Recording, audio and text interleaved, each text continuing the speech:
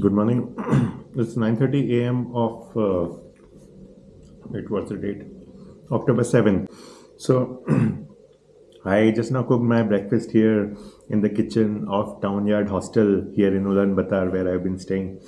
And today's there's nobody else, so I'm just by myself, so I can afford to do the recording.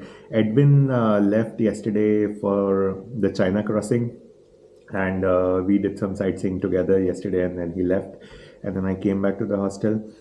Today I'll be going to the Indian embassy to get my emergency travel document to be able to travel back to India. I have booked my flight for tomorrow via Almaty. Yeah, that's also a bit of a gray thing, which I'll probably explain later.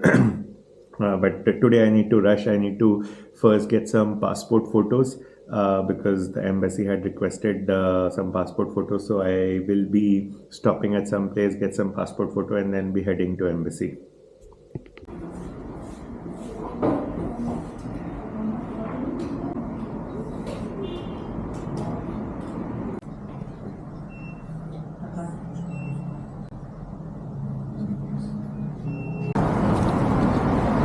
So to get the emergency certificate, the cost is 17 USD, and I also read it in different websites.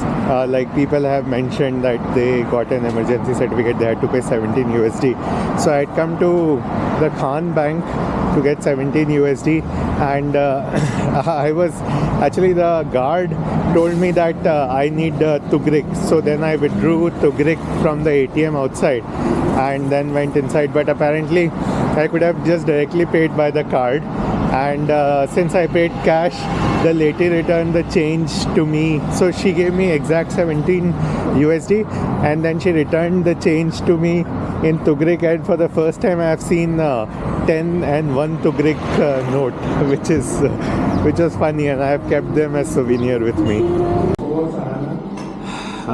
So while heading to embassy, I decided to stop by at my favorite coffee shop. It's called Cafe Camino for a coffee and a cheesecake.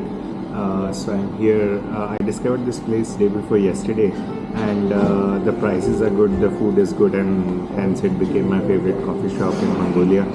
I added it on iOverlander as well. Here's the coffee and the cheesecake, and the coffee is actually made in a very nice way, with a lot of attention to the coffee.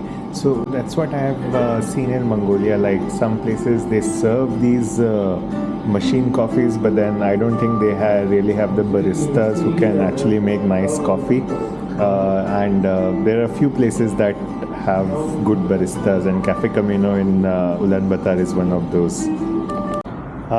It's 1 p.m. right now. I'm standing opposite the Indian embassy. I've submitted the documents. I was asked to come evening at 4 or 4:30 around that and collect the EC. So hopefully that should be it. So now, the rest of the day is mostly free for me. I'll see what I'll do. Probably do some sightseeing.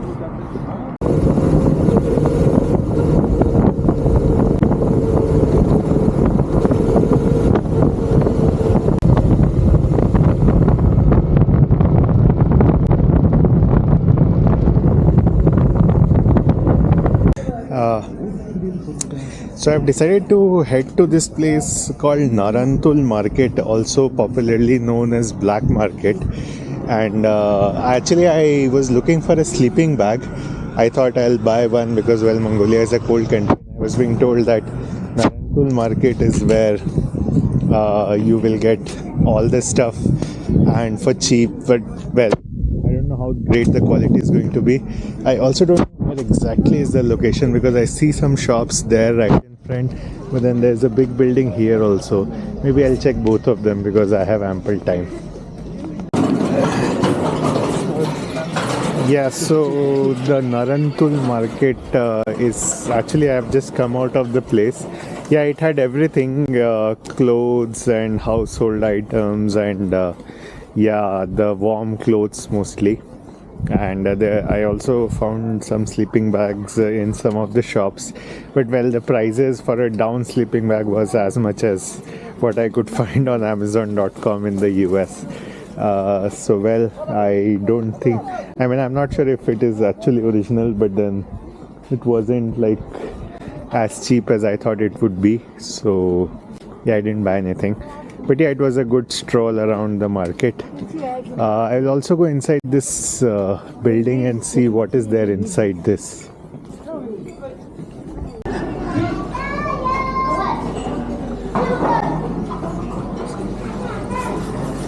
Out of that big building, which was at the center, and I think that's also part of the Narantul market.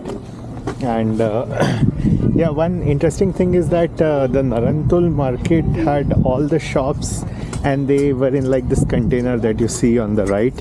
And then yeah, they have one side open, and so all these containers are actually lined up inside, and the shops are in them. Maybe they were normal buildings also, I don't know, I forgot. The building at the center also was housing shops. There were clothes, there were different kind of things. There were not as many as the one outside, but yeah, they were kind of similar. I started to look for a microphone because my microphone has gone kaput, but there were a few shops, but I didn't find something that works for me. I gave up on the sleeping bag as well. There were very few shops. I think I could only locate 2 or 3, and the prices of those sleeping bags were the same as the one in the US. I had some food inside. There was a local cafeteria, like a local food court on 4th floor. Apparently the shop I went to, the person spoke English, and he has worked in London before. And I asked him like if he can make suivan without beef, maybe with chicken, and he said yeah, he can do that. But the food, I mean the final suivan that came was not, I mean there was just some flat noodles and some chicken on the side. They didn't even they weren't even mixed. So yeah, it was pretty sad experience, I would say. So I think I'm done with exploring Narantul market today. Now heading back to the embassy, where hopefully my emergency certificate would be ready, and then tomorrow it's time to leave Mongolia and fly back home. So this is how I parked my bike next to some apartment parking, just next to the road. So finding a parking spot in Mongolia, in Ulaanbaatar, is extremely hard, but the rules for parking are pretty lax. You can pretty much park anywhere where there's space. Like people park their cars behind other cars, and like well, I was wondering how the first car can come out, but maybe the person who is parked behind knows that the first car ain't gonna be out before he comes. It's 6 p.m. Just came out of embassy and got my emergency certificate. It actually looks like a white passport. Apparently the Indian diplomatic people also hold a white passport, but it says passport. This one says emergency certificate, and it is actually like a regular passport. It has also pages. Apparently it is only valid for one trip back home, so I don't know why they have provided pages. I mean there's no reason to stamp on it, I guess, but anyway, yeah, it's my first time traveling on an emergency certificate, and yeah, let's see. Hopefully, I'm sure on Mongolian airport it would be okay. I'm hoping that it should be fine at Almaty airport as well. I had requested them to write transiting via Almaty, so that there's no problem doing that. It's written here on this page. It is written transiting via Almaty, Kazakhstan. So yeah, hopefully it should be okay. On the skill. Depend on the skill, and actually what happens when you are riding long distance, you have a lot of luggage with you. I put one rucksack, these are these bags and all. This make even The suspension is okay, right? suspension is okay. It's okay. It's handy. Suspension is okay. You can actually adjust. You can make it harder and small. I don't think I can pick this bike up with all the luggage. So then I have to remove all the luggage. Right now I'm not doing anything. Like I'm an IT engineer, but when I ride, I kind of don't do anything. I'm here at Ambrose Garage, which is owned by the person named Agi, and here are the friends of Agi. They are also riders, and here is.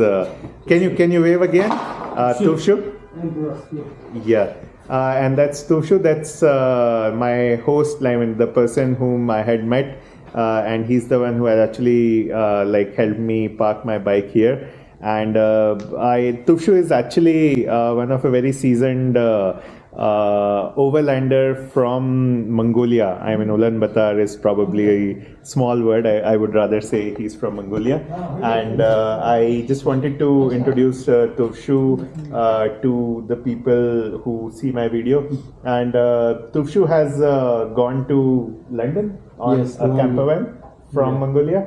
Yes. And you have also been to India and to Australia as well. Yeah. So yeah. To Sydney. Yes. So Tuvshu has probably seen more world than I have done on my motorbike. So definitely see that. And there's Agi. He apparently is the guy who has done a lot of motorbikeing across the world. So can you tell me a little more about Agi? Agi. Yes. Okay. Agi. Okay. So Agi is.